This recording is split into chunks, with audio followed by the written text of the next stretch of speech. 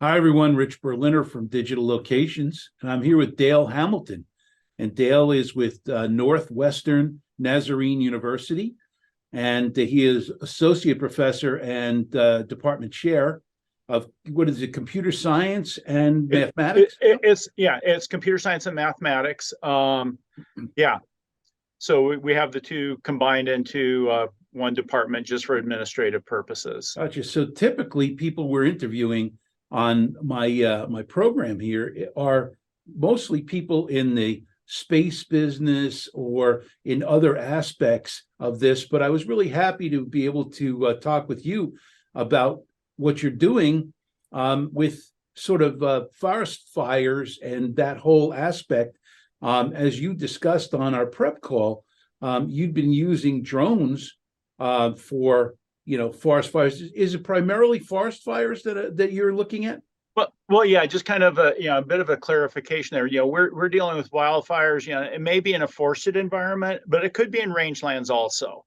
I just spent a sabbatical last spring down in Australia, so totally different types of forests. But when we started getting out, into where they didn't have forests, it's kind of like it's kind of looked like southern Idaho where I'm Yeah. from. Grasslands. Yeah. Yeah, grasslands, exactly. Shrub, and that sort of stuff. So, here in southern Idaho, we have a lot of sagebrush in some areas, but then we have other areas, fairly close to where we're at here in the Boise area, where we have forested ecosystems. Right. I would think you'd be in great demand in California with what they've gone through out there. Is your research being used in that setting? Yeah, it's all around, especially in the U.S. in the Western U.S. All 11 Western states are very fire-prone ecosystems, so it's a very prevalent thing here. It's one of the nice things, in Southern Idaho. When I'm talking with my computer science majors, I don't have to explain to them why my area of application of artificial intelligence is important, because usually this discussion is happening the beginning of the school year, in August, September, and we're dealing with smoke, so whether it's from our local fires here or fires coming from California or Oregon, wherever the smoke's coming from, we're in a valley here, and it kind of settles in when we have inversions. Yeah. And so, we had a situation here in the New York, New Jersey area where there were Canadian forest fires that were so bad that literally the sky was hazed over in the entire East Coast, northern East Coast. And we had really bad breathing days and a lot of smoke in this area. So Yeah. It sounds like your research. Welcome to our world. That's pretty much what we put up with. All you hit middle of August and into September. It's like we pretty much expect we're going to have days like that where we've got a lot of smoke. But so let's move into the area that's kind of in common here. We are friendly with a very interesting company in Denver called EOI Space, and they are working on optical technology that gives them the ability to look down to 15 centimeters from their very low Earth orbit satellites. Is that the sort of thing that you work through drones, but drones had their limitations, and you're now working through companies in the satellite space to be able to not only communicate, but to see where the fires are on a moment-to-moment basis so that you could fight them better. Talk to us about that. Is that real, and is that something that you're working on now? Yeah. So when I left industry, I was running a software company doing a lot of contracting work with the Forest Service in Missoula, Montana. And 10 years ago, very suddenly and unexpectedly, got a invitation to come down and join the faculty at Northwest Nazarene University. So I started my doctorate. It took me 5 years to finish that up, 4 to 5 years. And because I've been working with fire before, we said, hey, let's stick in that arena. But there's this whole new thing called machine learning. I think we can do something with that. And so we started working with drones because I recognized fairly quickly that if we increase the spatial resolution of the imagery, we can increase the accuracy at which, in my case, my dissertation was working with post-fire effects. Where did the fire burn? How severe did it burn? Typically, because we're working with drones, you have the whole "if you fly, we can't" thing going on. So I didn't want to have my drones anywhere close to an active fire because, quite honestly, if we got in the way and one of them, an air tanker took a drone, and it's like they don't have room for recovering from stuff. I mean, they're flying so low. It's like, no, let's deal with that after all those air resources are off of it. And so we had a lot of success with that. I defended my dissertation, but we started realizing that as we went out and we were doing flying with the Forest Service, both for fire, but also in support of their heritage program with archaeology, that we found that 1,000 acres in a day for acquiring drone imagery was very ambitious. Well, the problem is nobody's interested in a 1,000-acre fire. It's a small fire. It's not until it's 10,000 acres or more that people really start getting interested in it. Maybe a 3, 4, 5,000 acre fire people are interested in, but a 300-acre fire,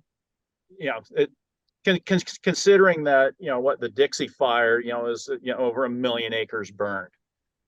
So what we did was we took the jump we partnered with a couple of companies, in particular Planet Labs. So they have their Planet Scope imagery that off the Super Doves that we're using, but also we've done some work with Maxar with their Worldview. So we're getting color imagery, actually 8-band, so it goes into the near infrared. And we're getting into using the machine learning to say, okay, where did the fire burn? How severe? Training the AI to do that mapping for us. We still rely, when we can, on drones. We still like to get out if we can on a fire, and we work with the local national forest to go, okay, when let us know as soon as this area is open to the public, because we want to get in there with drones. And at least for a little area of it, we want to get in with that real high resolution, so that when we're looking at it, we have a better idea of what we're seeing. At 2 or 3 meters, it's a little tough to tell, okay, is it a tree or what is it? But when you can have, even if it's not for the whole area, if you can go, okay, I'm looking at an area, and you go, okay, this is what it looks like in 3-meter Planet Scope, or what it looks like in 2-meter Worldview. Go, okay, now we know what we're seeing, and we can kind of make that call. And I don't mean to interrupt, but are you getting this data in real time, or is this after the fact? We're getting it after the fact, but we can get it fairly quickly. Usually with Planet Labs, we're able to get it. Actually, well, as far as the drone imagery, they have to open it up first. I'm really talking satellite. But it's a satellite.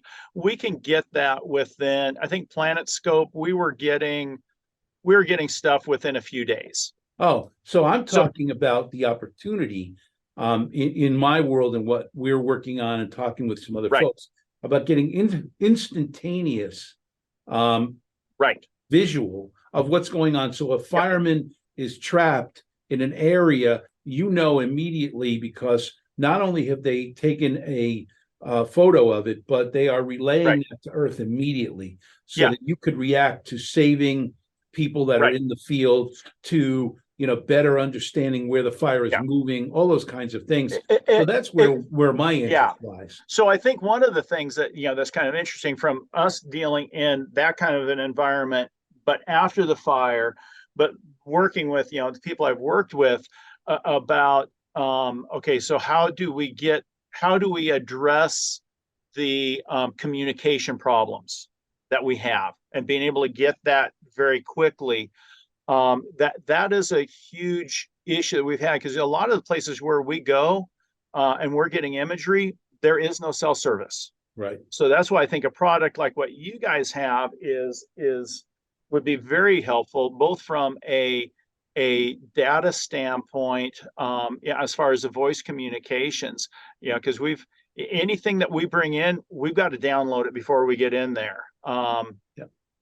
But I think, again, I didn't mean to. Yeah, no worries. So, And again, we're developing this. It's not a product yet, but Right. that is the research that we're doing, Yeah. because we feel not only is it critical for something like this, but in so many areas there aren't cell phone carriers that have spent Right. money to put this Yeah. in, and they're talking about bringing fiber to it. But in your particular situation, a good portion of that, if it's overhead fiber, would have burned anyway. So Right, we see exactly. this as It valid.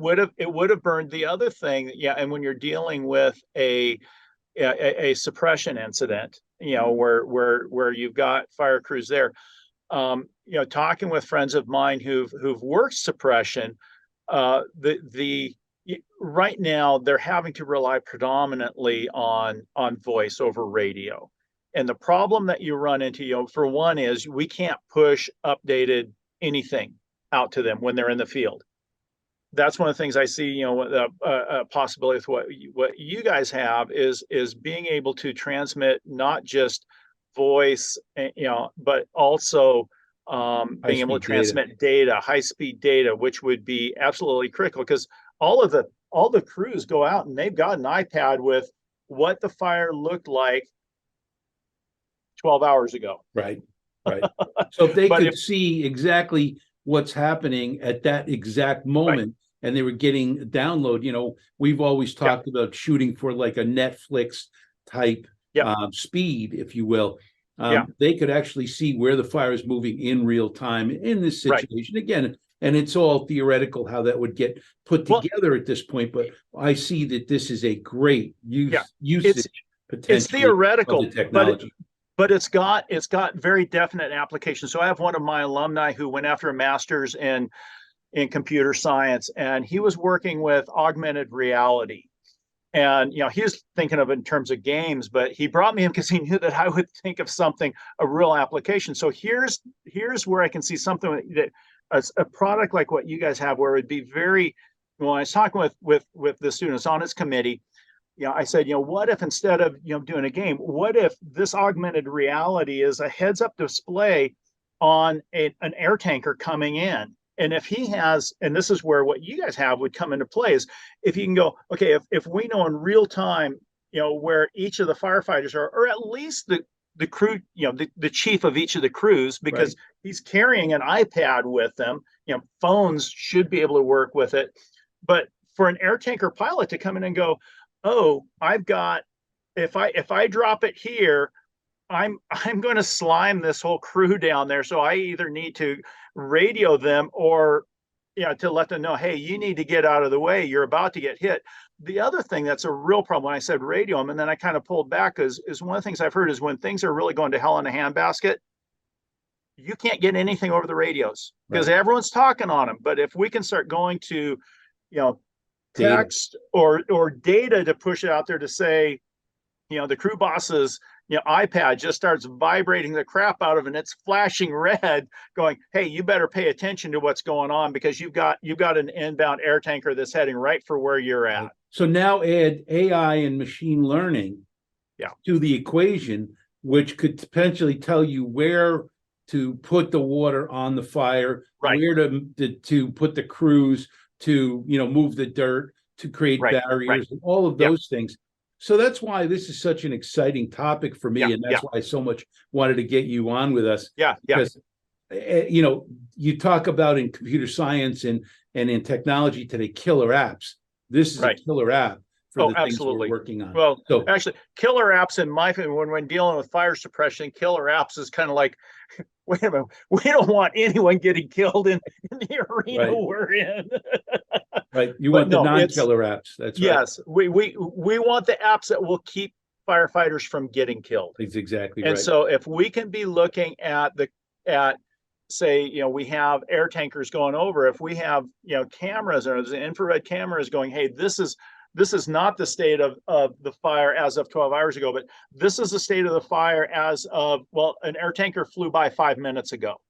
And so, and to be able to get that information out to the crews, because I have talked to some of them who have actually been in situations where they're going, when everything gets really bad, it's like, we can't rely on anyone to tell us where we need to go. It's like, because we can't get through on the radios, and they're going, well, we think we can go this way. Well, you and I are going to stay in touch, because I would love to see that with some of the partners we're dealing with for launches and for products around that. I mentioned EOI Space, which again would give you a real-time picture of what's going on, and others in our technology in the future for data and machine learning and AI to be able to predict where the best course of action might be to fight that fire. I think this is a tremendous opportunity for real good, good for the industry and for saving people's lives. Yeah, absolutely. So it's very exciting. So let's not lose touch on this. I'm so happy you joined us today to talk about this, because I think it's tremendous. It sounds like you've got a good group of grad students working with you too. Well, actually, we don't have a grad program. My undergrads have to assume the duties. So I've been very blessed by the quality of the students here at Northwest Nazarene University. And in the 10 years I've been here, actually since working on my doctorate, so the paper mill really started cranking them out about 6 years ago. And that time I have 14 peer-reviewed papers. And I think probably the most significant impact of my research is, of those 13 papers, I have 23 undergrads who are peer-reviewed published authors. I mean, that is it's phenomenal. That doesn't happen anywhere else. And it's happening here because I don't have a grad program. So they're getting opportunities to work on cutting edge AI research in an area that's extremely applicable here, at least in Southern Idaho and across the Western US. I would say it's also why I got all the interest to come down for 3 months down to Australia this spring to be able to work with bushfire researchers at the Australian National University. Well, I know you sound extremely busy. I know you ran in to get this interview done, and I appreciate it very much. And I'm going to let you go, but you've said so much of what's in our hearts too, and what we want to accomplish in the future to help folks like you and the firefighters and first responders all over. So thank you so much for being with me today, Dale. It's been fun. Thank you, Rich. And let's not lose touch. Absolutely. Great. It's Rich Berliner with Digital Locations, and I've been speaking with Dale Hamilton about using our technology in the future to fight fires and give them data to understand how to fight that fire more effectively. Thanks, everyone, for watching.